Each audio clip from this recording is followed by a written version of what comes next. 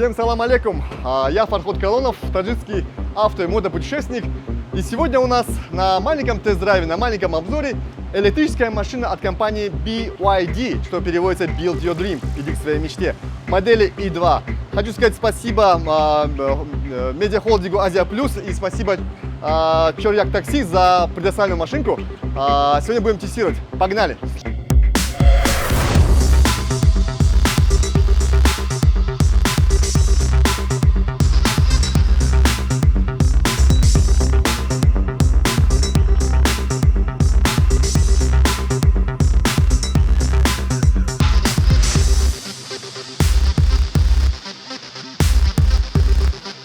Мы имеем заправочные станции. Они находятся, в принципе, на базе Чорьяк Такси или находятся в городе. Заправляется очень легко.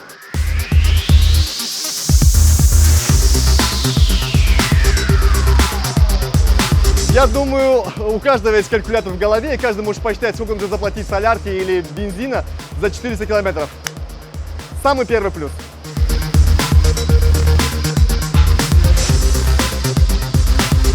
И машина готова. За 30 минут заполняется на 95%. В комплектации есть зарядка на 220 вольт. Это примерно 1,5 часа. То есть или 1,5 часа дома, или полчаса на станции, 40 самон, и можно доехать. 400 километров. Погнали!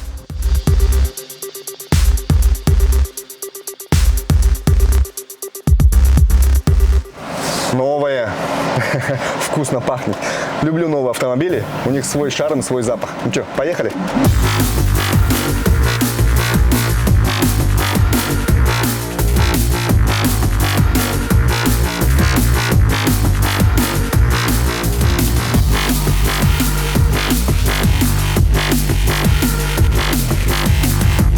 Очень стандартная экономичная модель, чуть-чуть жестковатая. Ну, ожидать не стоит от хэтчбека плавной мягкости, скажем так, большого джипа. Нет, она жестковатая. Говорят, у нее не очень, скажем так, хороший разгон, ну, скажем так, довольно средний. То есть эта батарея дает момент разгона, я бы сказал, секунд, возможно, от 10 до 15 до 100 км в час. Ну, для реалий города это вполне хватает. Мы не находимся на драг-рейсинге, чтобы гонять. А кататься от стафора к стафору вполне нормально. Тест-драйв, очень интересно, разгоны. Ну, все увидели разгоны Теслы, там 3-секундный разгон. Естественно, это не Тесла. Естественно, здесь батарея другая, мощность другая. Это передний привод. Но и цена здесь раз в 10 дешевле, чем Тесле. Че, погнали, посмотрим, что это представляет.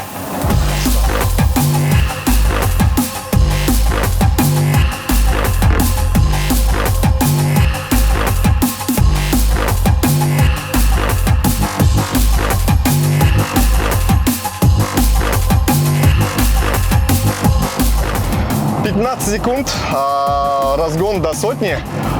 Я бы не сказал, что это очень-очень медленно. Довольно нормально. Спокойно мы обгоняем даже вот такие вот лакшери внедорожники, как Lexus.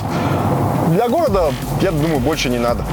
Да, хотелось бы, чтобы она пуляла 3 секунд, как Тесла, но за это нужно доплатить лишние очень многие килобаксы.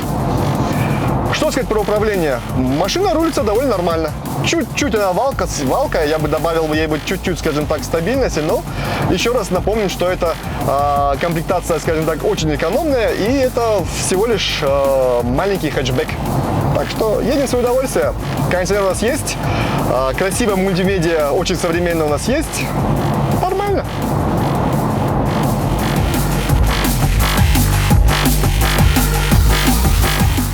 А давайте взглянем в самое сердце машинки и посмотрим, что у нее там внутри.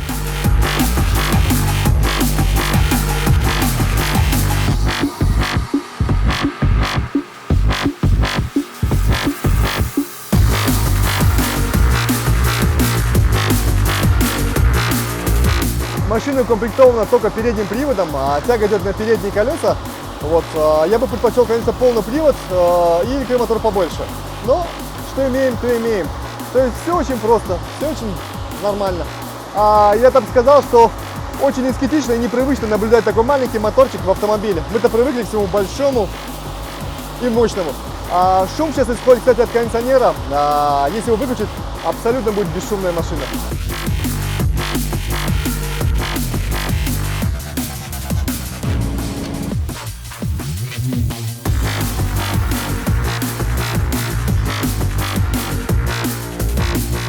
На этой модели, она комплектация, что скажу, очень простая и стандартная, установлены обычные штампованные диски, закрепленные колпаками.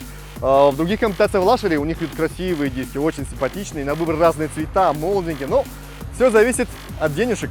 Так что это самая дешевая модель, которая используется, в принципе, у нас в Душанбе в такси. То есть таксишникам не надо иметь дорогие машины, им нужно самое простое, самое нормальное, и главное, чтобы был запас хода. Здесь запас хода хороший. Так, что мы имеем по колесам? Значит, колеса у нас стандартные, размер 16-205, ничего сверхъестественного нет. Довольно мягенькие, чуть-чуть шумят, но не без этого. То есть я бы сказал, что шумоизоляция у машины средненькая из-за комплектации, поэтому для частников хорошо было бы сделать шумоизоляцию, чтобы она уже звучала по-другому. А то чуть-чуть, вот чуть-чуть есть, но не без этого, не без изъянов, зато цена вкусная. Едем дальше. Что у нас есть сзади? Сзади у нас сама оптика не меняется от комплектации, то есть вот эта полосочка и светодиоды здесь уже присутствуют, к счастью, их не меняют. Имеем хороший багажник. Так. Естественно, багажник у нас не на электроприводе, он открывается вручную на амортизаторах, но это, еще раз повторю, комплектация. В комплектации мы имеем всегда момент шиномонтажа на дороге, мы имеем зарядку на 220 вольт от дома, 1,5 часа, и у вас зарядка уже есть. Так, имеем минимальный комплект на дороге, то есть жилет, знак стопа. Вроде бы и все. Вот такой багажник. Сиденье у нас складывается и получается довольно обширное место, чтобы положить сюда, не знаю, пол холодильника, детскую коляску или телевизор. Вот, едем дальше. Так, здесь у нас тоже зарядочка. То есть зарядка от 220 вольт у себя дома. Ну, такая вот фальш-зарядочка, которую мы привыкли, что мы здесь должны заливать или бензин, или солярку. Но не тут-то было. Забудем о заправках. Что мы имеем по салону? Салон довольно эстетичный, я бы сказал так. Очень скромненький, никакого излишества. Еще раз, это все опирается в комплектации. За ваши денежки любой комприз. Самое главное, здесь есть мультимедиа, есть экранчик, который может повернуться по горизонтали, по вертикали. Вот, удобный руль. В принципе, удобные сиденьки. Ну вот и все, электроподъемники, стеклоподъемники. Вот и все, что вы можете сказать про салон. Довольно нормально, ездить можно. Данный электромотор выдает тяговое усилие в 180 ньютонов, то есть это не так много. Но, в принципе, автомобиль не тяжелый, довольно маленький и дает ему разгон в 15 секунд до 100. В городе довольно нормально. Вот. Меня очень удивило то, что под капотном пространстве находится еще один аккумулятор, батарея. Сама главная батарея, она называется батарея Лези, то есть она очень плоская, если заглянуть под днище, вы ее увидите, она такая большая, интересная. Батареи нового поколения, скажем так, они очень безопасны, они не нагреваются, не взрываются, их можно бить, делать с ними все, что хочешь. Но это в интернете я вычитал на самом деле. Вот. А здесь стоит обычная нормальная батарея. Мне очень интересно спросить производителя, для чего вторая батарея? Здесь нет стартера. Очень интересно. Для чего-то она должна быть. Узнаем. Кстати, вот этот пол плоский, это и есть та самая знаменитая батарея нового поколения, которая называется Blade, то есть батарея Лези. Она очень плоская, она не нагревается и не боится сколов и ударов. Вот такие вот характеристики. А емкостью 47,3 киловатта в час. Вот так вот. Вот так.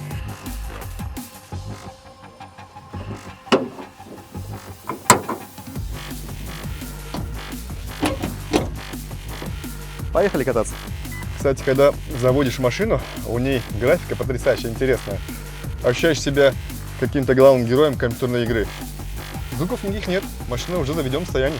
Всего лишь стоит переключить передачу с P на D.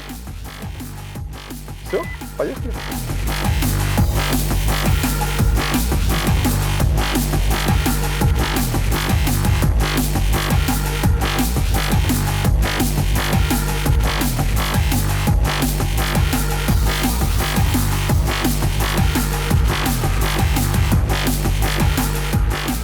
Я уже проехал десяток километров, но до сих пор не привык к тому, что нет переключения коробки, нет звука автомобиля, нет звука турбины или рычания движка.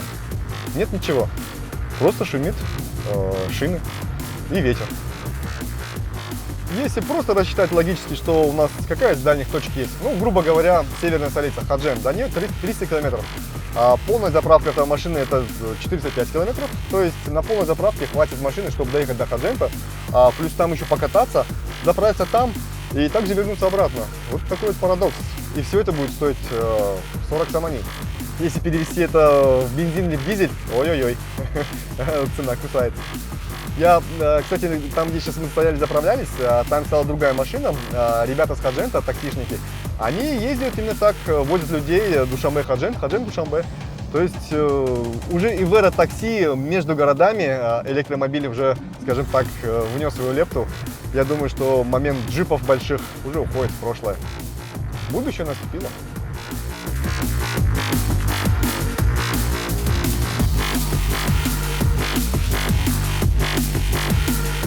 Я сейчас включил еще раз спорт-режим, потому что очень хочется побаловаться. Это интересная коробка передач в одну передачу, которая едет, не переключается. Очень здорово, очень интересно. Так что погнали.